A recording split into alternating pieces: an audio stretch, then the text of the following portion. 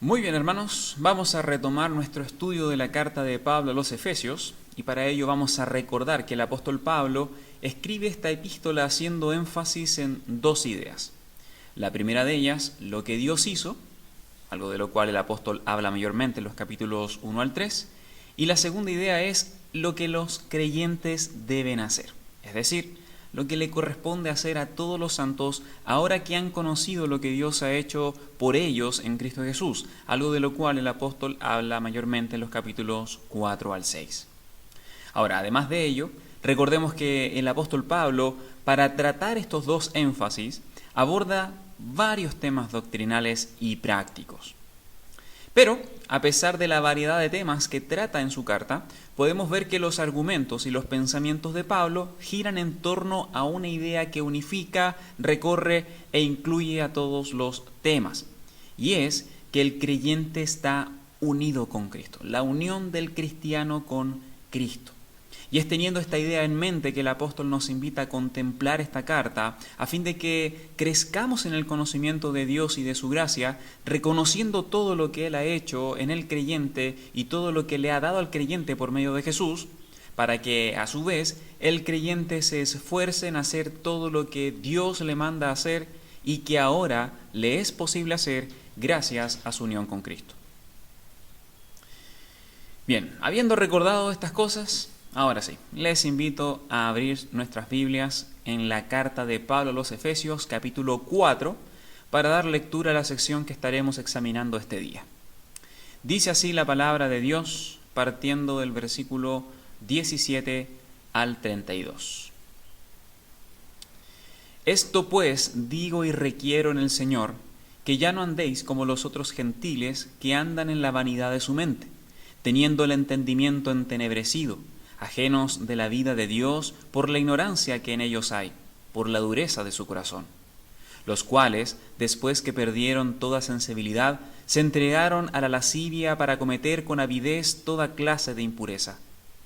Mas vosotros no habéis aprendido así a Cristo, si en verdad le habéis oído, y habéis sido por él enseñados, conforme a la verdad que está en Jesús. En cuanto a la pasada manera de vivir, despojaos del viejo hombre que está viciado conforme a los deseos engañosos, y renovaos en el espíritu de vuestra mente, y vestíos del nuevo hombre creado según Dios en la justicia y santidad de la verdad. Por lo cual, desechando la mentira, hablad verdad cada uno con su prójimo, porque somos miembros los unos de los otros. Airaos, pero no pequéis. No se ponga el sol sobre vuestro enojo, ni deis lugar al diablo.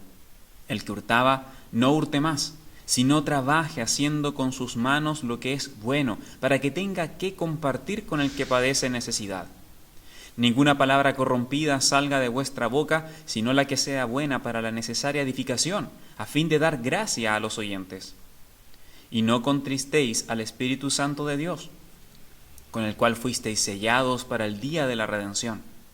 Quítese de vosotros toda amargura, enojo, ira, gritería y maledicencia y toda malicia. Antes sed benignos unos con otros, misericordiosos, perdonándoos unos a otros, como Dios también os perdonó a vosotros en Cristo.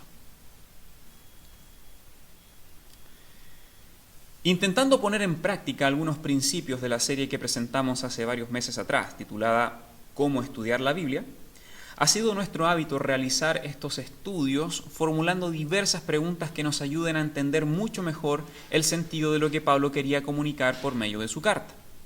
Y siguiendo este mismo método, vamos a comenzar este estudio haciéndonos nuestra habitual primera pregunta, y es, ¿qué está haciendo el autor? ¿Qué está haciendo Pablo en estos versos?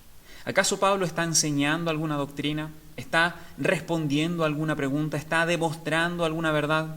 ¿Está recordando algo? ¿Está animando a sus hermanos? ¿Está orando a Dios? En fin, ¿qué está haciendo el autor? Bien, al igual que la semana pasada, para comenzar a responder esta pregunta, creo que sería bueno partir diciendo que Pablo, desde el capítulo 4, está haciendo un giro en cuanto al contenido general de lo que ha venido enseñando en los capítulos anteriores. Como hemos recordado en la introducción, en los primeros 3 capítulos, Pablo se ha dedicado a enseñar principalmente acerca de lo que Dios hizo, como por ejemplo las bendiciones espirituales que los creyentes tienen en Cristo. Capítulo 1, versículo 3 al 14. La grandeza del poder de Dios al llamarles de la muerte a la vida eterna con Cristo. Capítulo 2, versículo 1 al 10. La reconciliación y la unión de todos los creyentes en el cuerpo de Cristo. Capítulo 2, versículo 11 al 18. Y la obra de Dios en Cristo Jesús de hacer del creyente una nueva criatura. Capítulo 2, versículo 19 al 22, etc. En los capítulos 1 al 3, Pablo no ha escatimado en palabras para decir a sus hermanos todo lo que Dios ha hecho y la manera en que ha obrado poderosa y grandemente en sus vidas. Pero ahora, llegando al capítulo 4 de su carta, Pablo deja de lado el aspecto más formal de la obra de Dios para entrar de lleno en la responsabilidad de los creyentes. O como dicen algunos autores, Pablo pasa de la exposición a la exhortación, de los indicativos a los imperativos, o de lo que Dios hizo a lo relacionado con el andar del creyente, el quehacer del creyente, o la vida que debe vivir el que ha creído en Cristo ahora que conoce la nueva posición que tiene en Cristo gracias al poder y la gracia de Dios.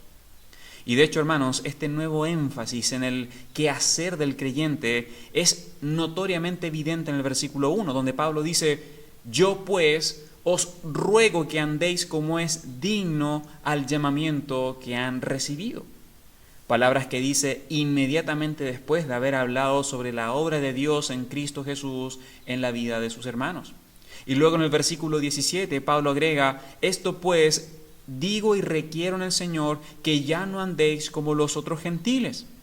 Palabras que vienen justo antes de decirles en los versículos 20 al 24 que Dios ha despojado a los creyentes de su antigua manera de vivir y que ahora son un nuevo hombre creado según Dios en la justicia y santidad de la verdad. Por tanto, queda claro que Pablo, a partir del capítulo 4 de su carta, estará principalmente enfocado en la conducta y en el actuar del creyente. Y específicamente por el contexto, Pablo hará énfasis en vivir aquella vida que está en armonía con la obra de Dios en el creyente. Y ya que esto es así, podemos entonces responder directamente la pregunta: ¿qué está haciendo Pablo en esta sección? Diciendo que Pablo en esta sección está enseñando a los creyentes a vivir en conformidad con lo que Dios ha hecho en sus vidas. Eso, hermanos, a modo general. Ahora, si queremos entrar en el área chica y ver mucho más de cerca los argumentos de Pablo, entonces tendremos que plantearnos y responder la siguiente pregunta: ¿qué enseña específicamente Pablo acerca de cómo debe ser la vida del cristiano? ¿Qué enseña específicamente Pablo acerca del andar del que está en Cristo? ¿Cuál es la medida objetiva que nos ayuda a saber si estamos o no viviendo en conformidad con la nueva vida en Cristo? O como dije antes, ¿qué enseña específicamente Pablo en este texto acerca de cómo debe ser la vida del cristiano? Bien, al igual como mencioné la semana pasada, si nosotros tomamos todas las enseñanzas de Pablo contenidas en los capítulos 4 al 6, la respuesta a esta pregunta va a ser bastante larga. Y sobre todo porque en estos capítulos Pablo trata distintos aspectos de cómo debería ser el andar del creyente.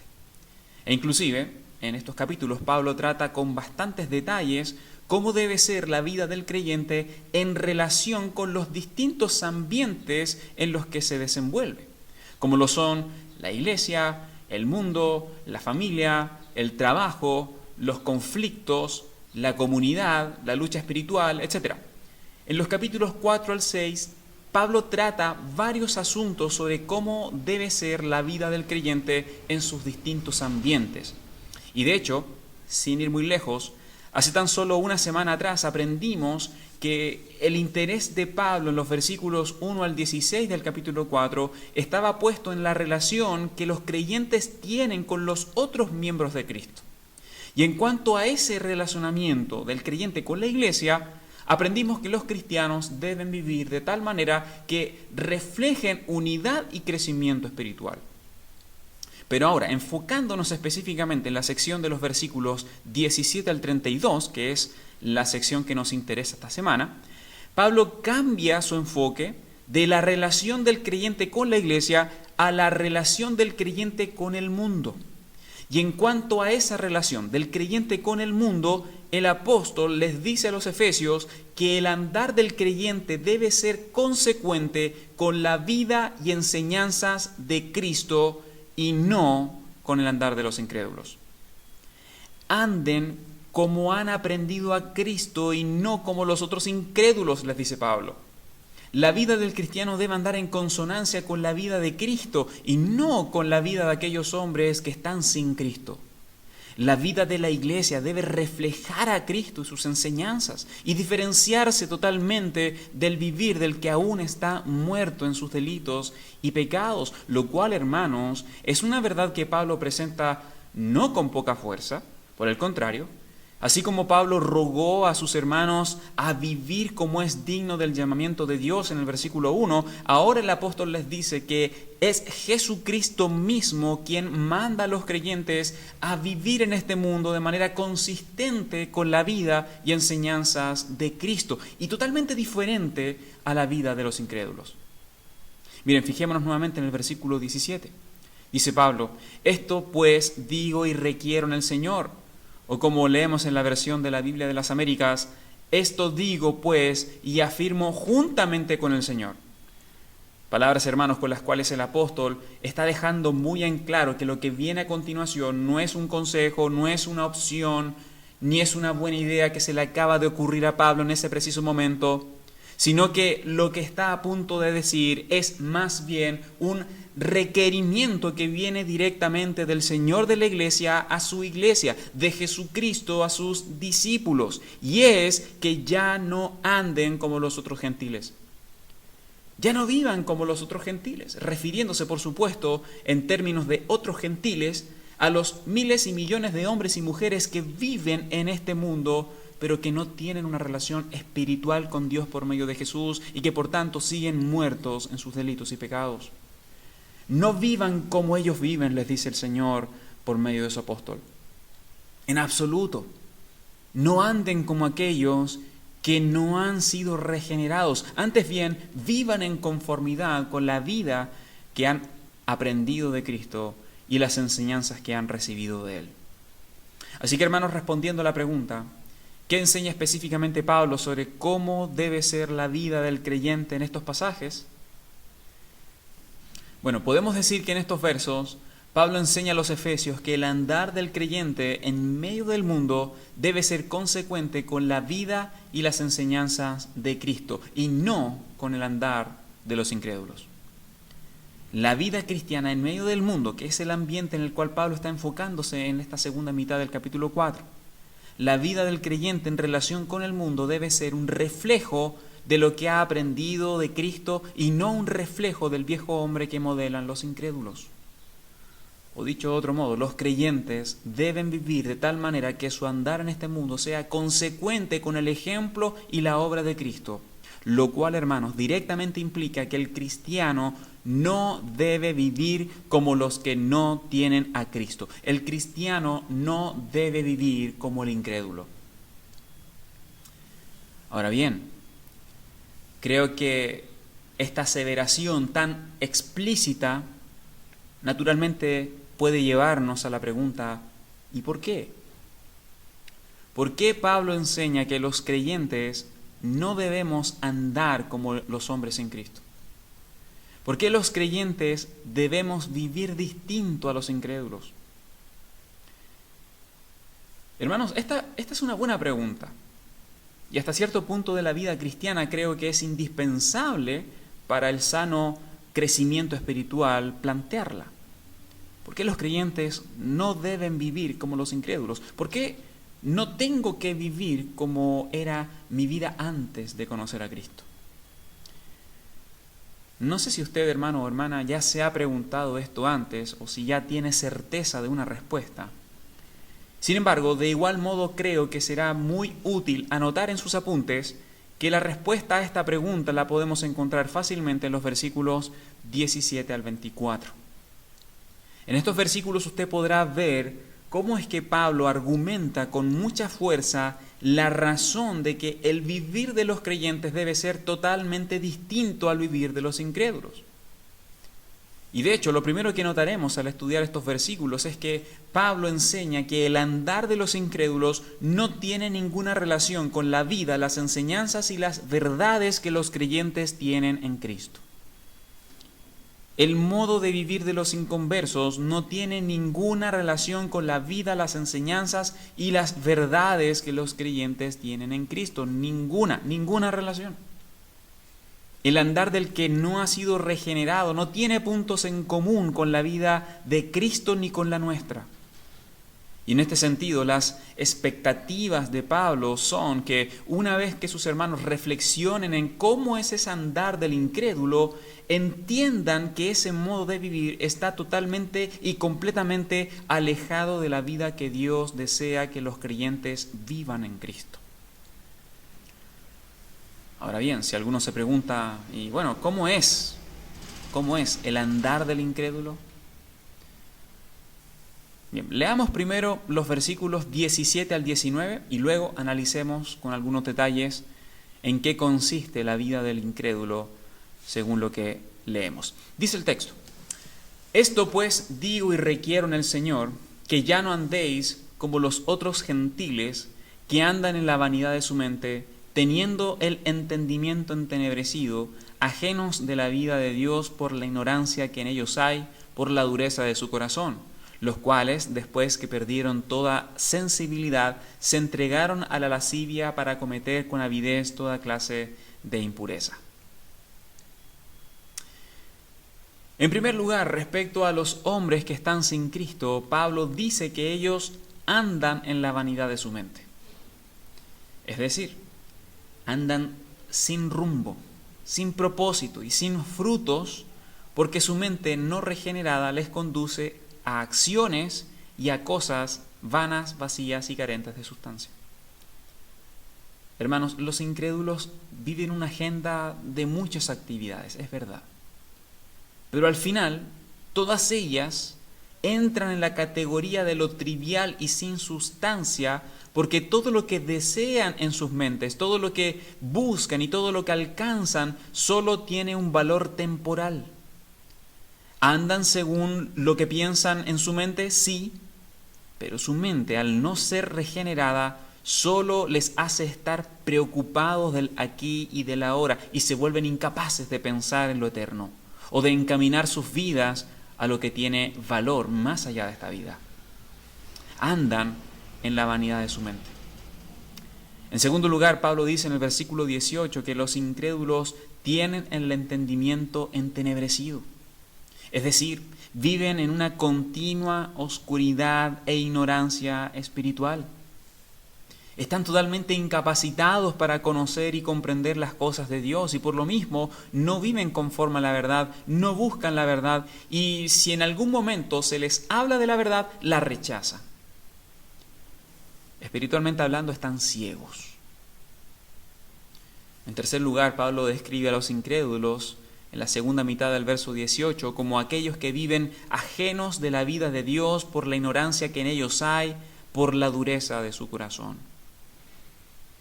Es decir, viven en total separación de Dios, prefiriendo antes que la vida de Dios las tinieblas, la ignorancia y la lejanía con Dios. Ahora, la causa de sus tinieblas, ignorancia y separación con Dios, dice Pablo, es la dureza de su corazón, lo cual no es una referencia a una condición clínica o a una enfermedad física o a un déficit intelectual, no. Más bien la dureza de corazón es la condición espiritual del hombre sin Cristo, de estar profundamente determinado a permanecer en pecado. El corazón del hombre sin Cristo está determinado a rechazar a Dios y por ende se ha endurecido y hasta tal punto se ha llenado de callos y dureza que se ha vuelto incapaz de responder a la verdad. Está paralizado frente a la verdad espiritual y es completamente insensible a las cosas de Dios. Finalmente Pablo agrega en el versículo 19 que los incrédulos después que perdieron toda sensibilidad, se entregaron a la lascivia para cometer con avidez toda clase de impureza. Es decir, los incrédulos viven con una callosidad tan grande en sus corazones que perdieron toda sensibilidad a la moral y a las normas de Dios. Rechazan la norma de la moral y la justicia. Y no les importa las consecuencias que sus pensamientos y acciones puedan tener para con el Creador de todas las cosas. Los incrédulos son indiferentes a Dios. Los incrédulos son indiferentes a Dios. Son indiferentes al pecado. Aman la maldad. Se complacen en sus pasiones. A lo malo llaman bueno, normal y necesario.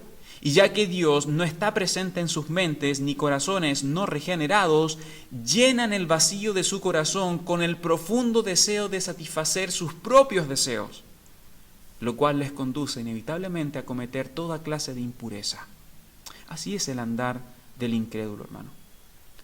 En resumen, Pablo les dice a los efesios que el andar del hombre sin Cristo está caracterizado por vanidad, tinieblas, ceguera espiritual, rechazo a la verdad, rechazo a Dios, ignorancia, dureza de corazón, insensibilidad moral, lascivia, insatisfacción y un profundo deseo por toda clase de impurezas.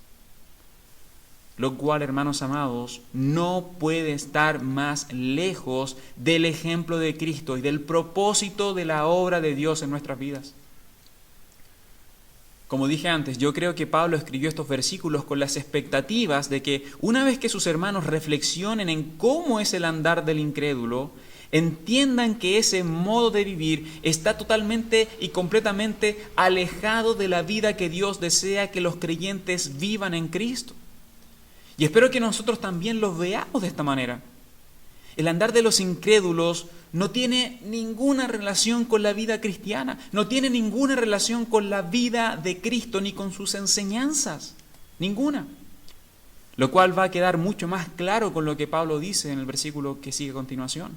Miren, fijémonos nuevamente en el versículo 20.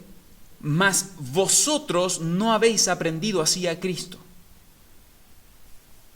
Dicho de otro modo, en contraste a todo lo que acaba de decir respecto a los incrédulos, cuya mente y corazón no han sido regenerados, en contraste a todos ellos, Pablo les dice a los efesios que Cristo, a quien ellos habían conocido y creído, el Señor Jesucristo, no ha vivido, ni validado, ni enseñado a vivir como viven los incrédulos de este mundo. En una forma sencilla, la versión de la Biblia al día traduce el versículo 20 diciendo: ese no es el Cristo que ustedes han aprendido. Refiriéndose al andar del incrédulo. Ese no es el Cristo que ustedes han aprendido. Lo cual nos deja ver un poco mejor la intención que Pablo tiene de comenzar a hacer notar a los creyentes que vivir como los incrédulos es algo totalmente contrario al corazón mismo de la vida cristiana, y que es Cristo. Jesucristo es el modelo de la vida cristiana. Y el Señor Jesucristo no vivió del mismo modo que los incrédulos. Por el contrario, Él fue santo y justo en todo su modo de vivir. Jesucristo vivió con un propósito eterno en su mente, vivió en la luz, estaba totalmente consciente de la verdad espiritual. Enseñó la verdad, vivió la verdad, se sujetó a Dios, aprendió de Dios, puso su corazón bajo la voluntad de Dios. Su deleite fue obedecer a Dios y se mantuvo apartado de toda clase de impureza. Y ustedes lo saben. Ustedes lo saben, les dice Pablo a los efesios. A ustedes les consta. Porque por medio de la predicación fiel del Evangelio de Jesucristo, ustedes han aprendido a Cristo, han oído a Cristo, han sido enseñados por Cristo, conforme a la verdad que está en Él, les dice el apóstol en el versículo 21. Conforme a la verdad que está en Jesús. Jesús es la verdad, y no las ilusiones excitantes del mundo. Jesús es el modelo de verdadera vida cristiana, no los incrédulos. Pablo conocía muy bien a los efesios. Pablo, como pastor de los efesios, sabía que la iglesia había sido instruida en el Evangelio de la verdad. Y en base a eso estaba seguro de que al comparar el modo de vida de los incrédulos con la vida, las enseñanzas y las verdades de Cristo, sus hermanos no hallarían ninguna armonía. Ninguna. Sin embargo, como pastor de sus hermanos también, él no quería dejar algún tipo de cabo suelto que dé oportunidad a los nuevos creyentes a justificar sus malas prácticas por ignorancia. Por lo que en los versículos 22 al 24, ahora Pablo les recuerda a sus hermanos 3 verdades que forman parte del contenido de las enseñanzas que la iglesia en Éfeso había aprendido cuando escucharon y creyeron al Evangelio de Cristo. Miren, leamos los versículos 22 al 24 y después notemos cuáles son las 3 verdades que Pablo está destacando. Dice el texto: «Mas vosotros no habéis aprendido así a Cristo, si en verdad la habéis oído y habéis sido por él enseñados, conforme a la verdad que está en Jesús. En cuanto a la pasada manera de vivir, despojaos del viejo hombre que está viciado conforme a los deseos engañosos, y renovaos en el espíritu de vuestra mente, y vestíos del nuevo hombre, creado según Dios en la justicia y santidad de la verdad». Respecto a las 3 verdades que los creyentes han aprendido de Cristo, en primer lugar, Pablo les dice a sus hermanos que en cuanto a la pasada manera de vivir, el creyente ha sido despojado del viejo hombre que está viciado conforme a los deseos engañosos. El viejo hombre, hermanos, se refiere a todo lo que la persona era antes de conocer a Cristo. Para el creyente, el viejo hombre es aquella vida de pecado, corrupción, muerte espiritual que era antes de Cristo. O como dice Pablo, la pasada manera de vivir, esa vida que estaba viciada conforme a los deseos engañosos. Hermanos, los creyentes han sido despojados del viejo hombre de una vez y para siempre, les dice Pablo. Y en su carta a los Romanos capítulo 6 y en su carta a los Colosenses capítulo 3, Pablo es mucho más claro en referirse a esta verdad cuando escribe que nuestro viejo hombre fue crucificado en la cruz y que Cristo nos despojó del viejo hombre con sus hechos. Por tanto, el creyente no debe vivir como el incrédulo, porque el creyente ha sido despojado de ese viejo hombre que vive como incrédulo. El creyente ha sido liberado del viejo hombre que solo sabía vivir como un incrédulo. El creyente ha sido despojado del viejo hombre. En segundo lugar, Pablo les dice a los efesios que el creyente ha sido renovado en el espíritu de su mente. Es decir, la mente del creyente ha sido regenerada, transformada, a tal punto que ahora el creyente puede razonar sobre la vida y el pecado desde la perspectiva que Dios tiene de la vida, del pecado y de la santidad y de la justicia. En contraste al hombre incrédulo que tiene una mente reprobada, vana, entenebrecida y ciega, el creyente ha sido capacitado para ver la verdad de Dios, creer la verdad y someterse a la verdad de Dios, de modo que su vida y sus pensamientos sean transformados o conformados a lo que Dios dice. Por tanto, el creyente no debe vivir como el incrédulo, porque la mente del creyente ha sido renovada, sus intenciones y sus deseos más íntimos no son gobernados por sus propias pasiones, sino que ahora su mente ha sido vivificada para reconocer la verdad de Dios y someterse a ella. Y en tercer lugar, Pablo también les dice a los efesios que el creyente ha sido vestido del nuevo hombre, creado según Dios en la justicia y santidad de la verdad.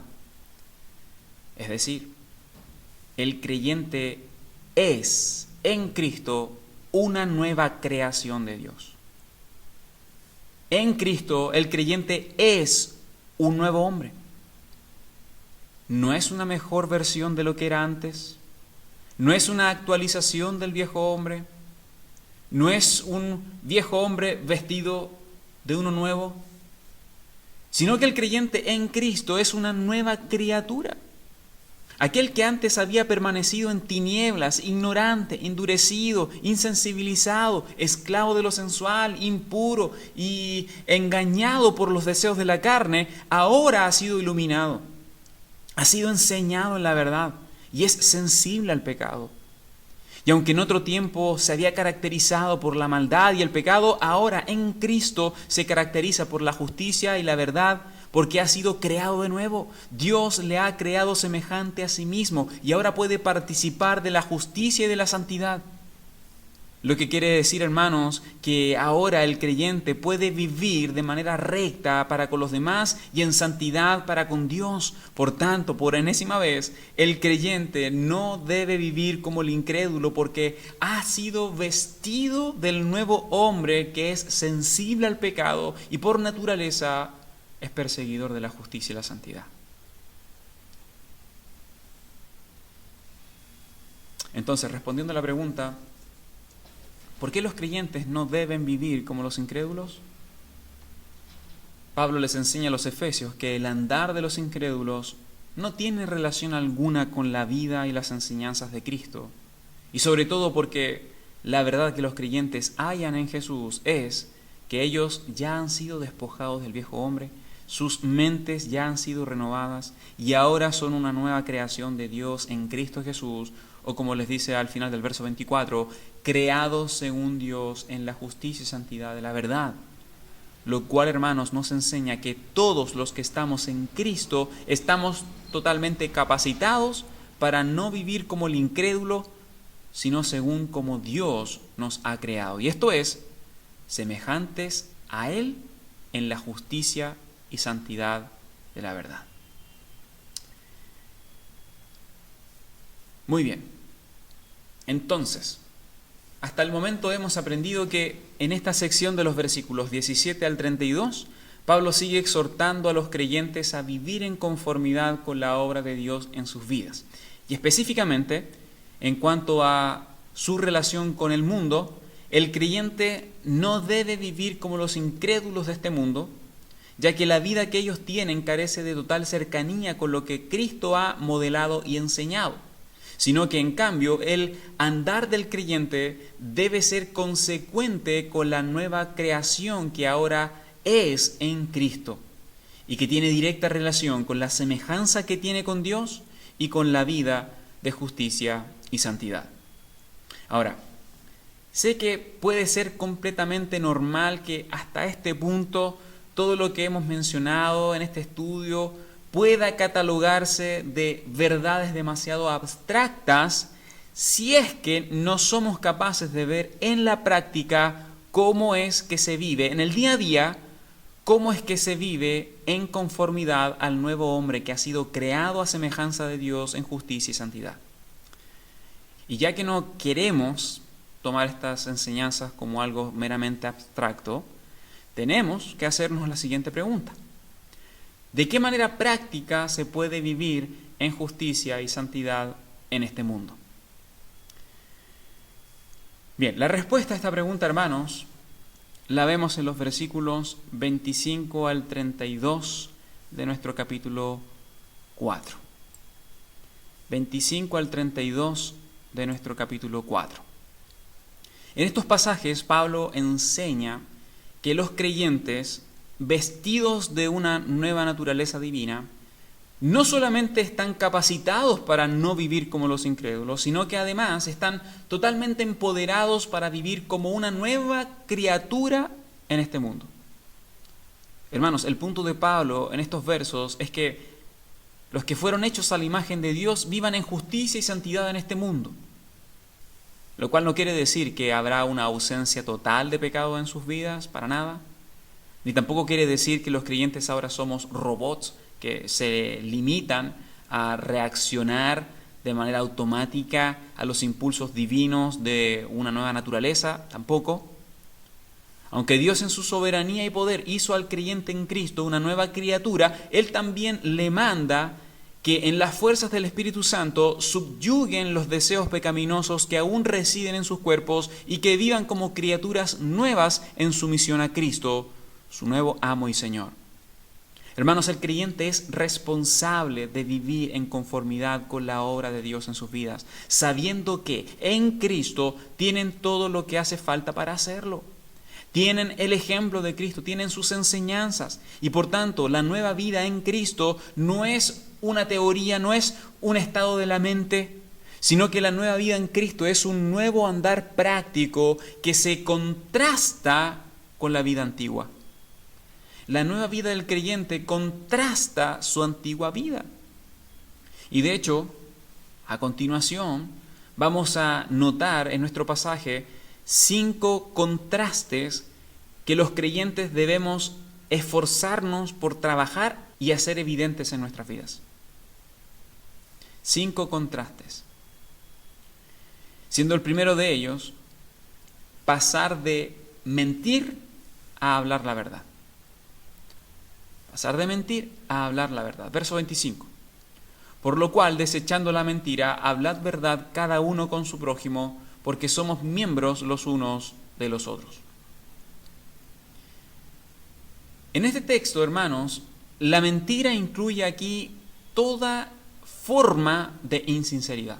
Toda.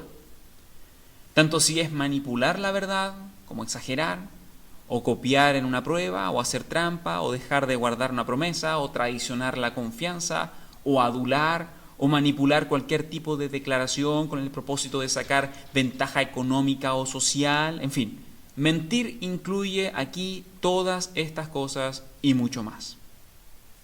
Ahora bien, sabemos que en nuestra sociedad la mentira es cada vez más justificada. Y hasta algunos prefieren referirse a la mentira como astucia. De hecho, muchos incrédulos validan la mentira y la clasifican como mentiritas, mentiras, mentiras blancas, mentiras simples, etc. Sin embargo, hermanos, el cristiano no debe su conducta al mundo o la opinión del incrédulo, sino a lo que Dios dice en su palabra. Y en cuanto a ello, Jesucristo mismo enseña que la palabra del cristiano debe ser totalmente fiable. El sí del creyente debería significar sí, y su no, no. Y si bien todos los creyentes llegamos a Cristo con algún u otro grado de mentirosos, la nueva naturaleza que tenemos de Dios nos libra de la esclavitud de la mentira y nos impulsa a hablar la verdad. Los creyentes debemos hablar verdad unos con otros. La verdad es una deuda que debemos a todos los creyentes. Hablad verdad cada uno con su prójimo, dice Pablo. Sin embargo, cuando el apóstol aquí emplea la palabra prójimo, está pensando en particular a nuestros hermanos en la fe.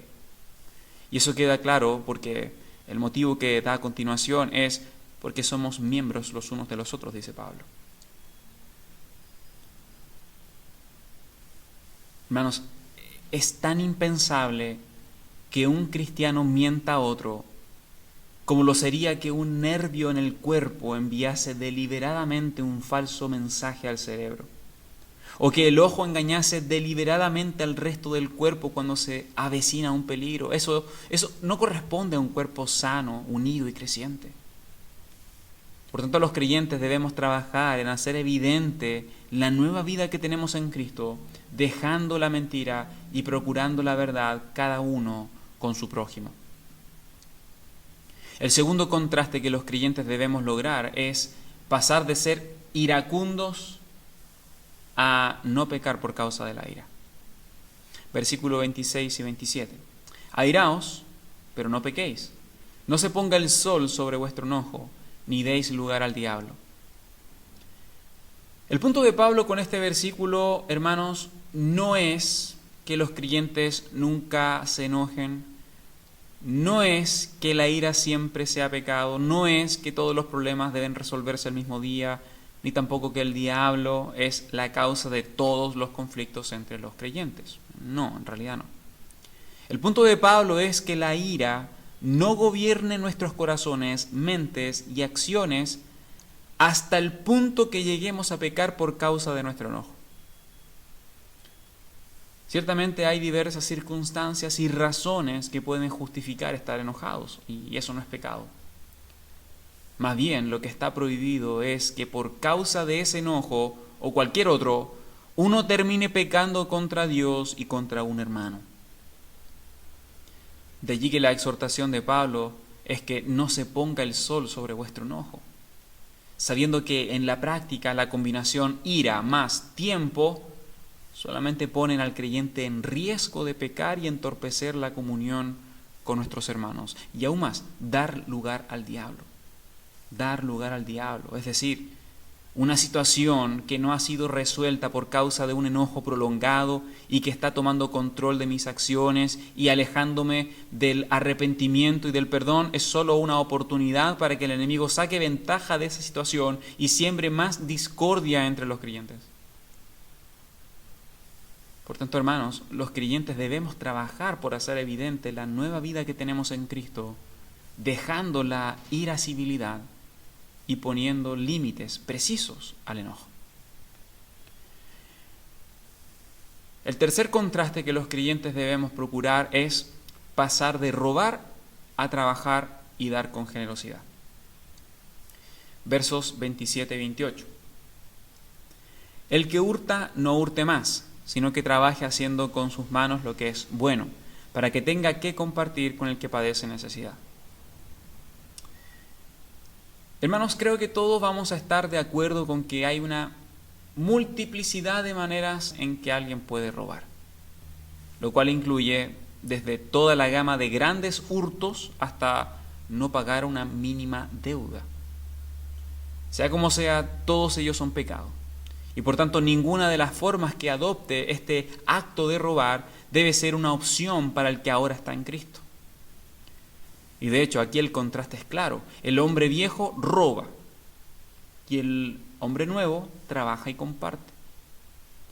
Por tanto, dice Pablo, el que hurtaba ya no hurte más, sino que trabaje haciendo con sus manos lo que es bueno. ¿Y con qué propósito? ¿Con qué propósito? Bueno, obviamente con el propósito de proveer para las necesidades propias y de la familia, eso está claro. No obstante, Pablo va un poco más allá y agrega para que tenga que compartir con los que padecen necesidad. El punto de Pablo es que no es suficiente que el que hurtaba deje de hacerlo, sino que es necesario que trabaje, ganando su sustento. Y luego, no solo para mantenerse a sí mismo y su familia, sino que trabaje también para compartir. Haciendo eso, el creyente marcará un notable contraste entre lo que era antes de Cristo y lo que ahora es en Cristo. De ladrón a trabajador generoso. El cuarto contraste en el cual los creyentes debemos poner nuestros esfuerzos es pasar de hablar palabras corrompidas a hablar palabras que edifican. Versos 29 y 30. Ninguna palabra salga de vuestra boca sino la que sea buena para la necesaria edificación, a fin de dar gracia a los oyentes. Y no contristéis al Espíritu Santo de Dios, en el cual fuisteis sellados para el día de la redención. Aquí Pablo pasa del uso de las manos, según el verso anterior, al uso de la boca, las palabras. Y en cuanto a ello podemos decir, hermanos, que el habla es un don maravilloso de Dios. Podemos hablar con Dios, podemos comunicarnos con Dios por medio de las palabras, podemos conocernos mutuamente, animarnos mutuamente por medio de las palabras. Sin embargo, cuando se mal utiliza el habla, tanto nuestras palabras como historias, chistes y expresiones pueden llegar a convertirse en algo peor que la descomposición. Hermanos, el lenguaje sucio nunca debería proceder de la boca de un cristiano, porque es algo totalmente ajeno al carácter de Cristo y de la nueva vida que hemos recibido de Dios. Y sabiendo eso, Pablo exhorta a sus hermanos diciendo que de nuestras bocas no deben salir ninguna palabra corrompida que genere algún tipo de daño al que las escucha. En lugar de ellos debemos utilizar el habla para edificación, es decir, para ayudar a la gente a crecer y no para dañar o destruirlos. Jesús enseñó la gran importancia de las palabras habladas, diciendo que ellas revelan lo que está en nuestros corazones. Ahora, con esta exhortación, Pablo apunta que si en verdad somos verdaderamente una nueva creación de Dios, indudablemente debemos desarrollar nuevos niveles de conversación. En lugar de herir a la gente con nuestras palabras, vamos a desear utilizarlas para ayudar, para alegrar, para confortar, para estimular. Y como una potente advertencia, Pablo agrega en el versículo 30, y no contristéis al Espíritu Santo de Dios. En otras palabras, si el creyente usa su boca para corromper y hacer todo lo opuesto a la edificación y el bienestar del oyente, el Espíritu Santo se contrista, se entristece. y se entristece porque cualquier cosa que sea incompatible con la pureza, la verdad y la unidad de la iglesia es incompatible con su naturaleza y por tanto lo hiere. El Espíritu Santo se entristece. El Espíritu Santo que ha venido a morar en nuestras vidas para santificarnos se entristece. El mismo Espíritu que está trabajando en la unidad y crecimiento del creyente y de la iglesia se duele cuando nosotros, en lugar de edificarnos mutuamente con las palabras de verdad, pecamos con nuestras bocas, sembrando discordia entre los hermanos con palabras corrompidas. Hermanos, el Espíritu Santo de Dios, que nos ha sido dado por gracia como garantía de que nuestra salvación nunca se pierde, se entristece por causa de nuestras malas palabras y acciones. Dios se entristece. Y eso, hermanos, debe ser una fuerte motivación para que el creyente deseche toda corrupción en su manera de hablar. Y en quinto lugar, el contraste que los creyentes debemos lograr en nuestras vidas es pasar de vicios carnales a virtudes espirituales. Versos 31 y 32. Quítense de vosotros toda amargura, enojo, ira, gritería y maledicencia y toda malicia. Antes sed benignos unos con otros, misericordiosos, perdonándoos unos a otros, como Dios también os perdonó a vosotros en Cristo. Recuerden, hermanos, que estamos hablando de la responsabilidad que el creyente tiene de vivir en conformidad con su nueva vida en Cristo. Dios ha hecho del creyente una nueva criatura y por tanto la antigua vida esclavizada al pecado y a los vicios carnales ya no es una realidad para el cristiano. El creyente no es esclavo de sus pasiones y deseos. Y consciente de esa nueva realidad, Pablo les dice a sus hermanos que los pecados de la ira y de la lengua deberían ser quitados. Y entre ellos, la amargura, que tiene relación con una actitud rencorosa y una pésima disposición para el perdón. El enojo y la ira, que tiene relación con sentimientos descontrolados, dominantes y con estallidos de pasiones violentas. Gritería o palabras belicosas que demuestran falta de control e ira. Maledicencia, que es la difamación continua a otro con un lenguaje insultante. Y toda malicia, que es un término general para describir a la maldad como raíz de todos los vicios y el deseo del mal sobre el otro. Todo ello debe ser quitado, dice Pablo, desarraigado. El creyente debe poner fin a todos estos vicios que expresan ira, descontrol y un corazón dominado por la carne. Estos vicios carnales de ninguna manera deberían ser para el creyente un recurso para echar mano en los momentos que se tratan las diferencias con otras personas o con otros creyentes. Hermanos, estos pecados corrompen la comunión fraternal, destruyen las relaciones personales y debilitan el testimonio de la iglesia delante del mundo. Recuerden, el creyente debe vivir ahora en conformidad con la obra de Dios en sus vidas.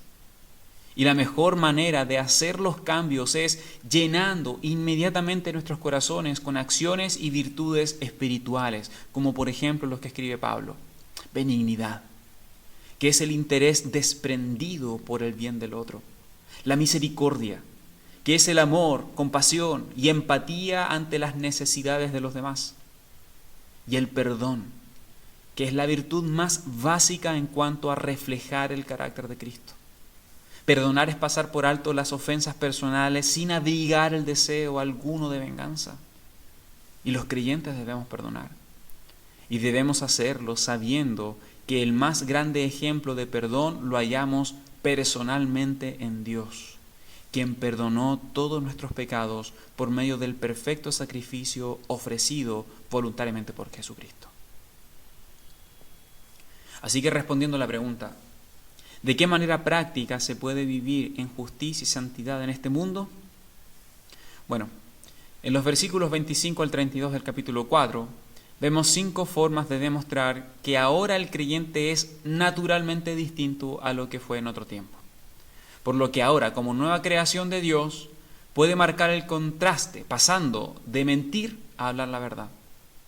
Pasa de ser iracundo a no pecar por causa de la ira. Pasa de robar a trabajar y dar con generosidad. Pasa de hablar palabras corrompidas a hablar palabras que edifican.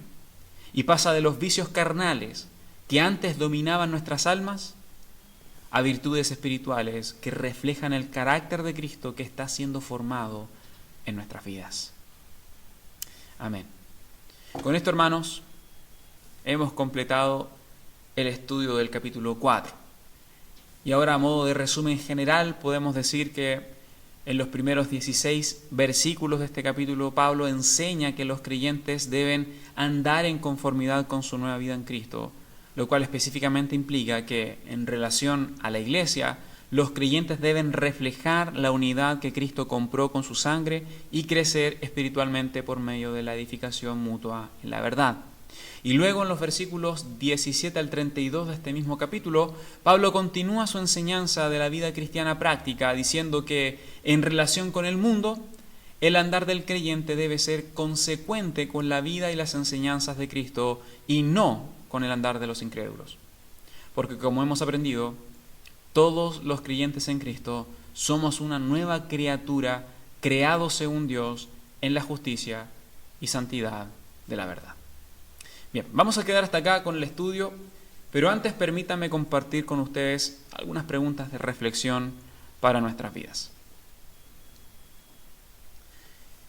Hermano amado, ¿qué tanto se diferencia tu vida de la vida de un incrédulo? En términos prácticos, ¿hablas las mismas sandeces que ellos hablan? ¿Es tu corazón sensible al pecado y lo rechazas?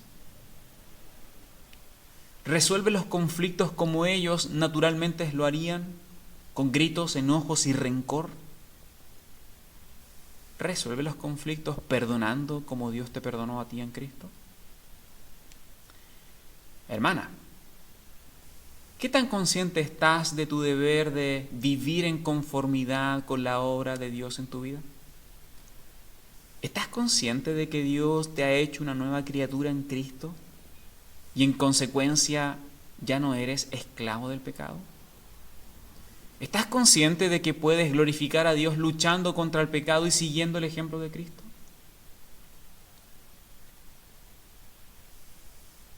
Hermanos, ¿están creciendo en su conocimiento de Cristo?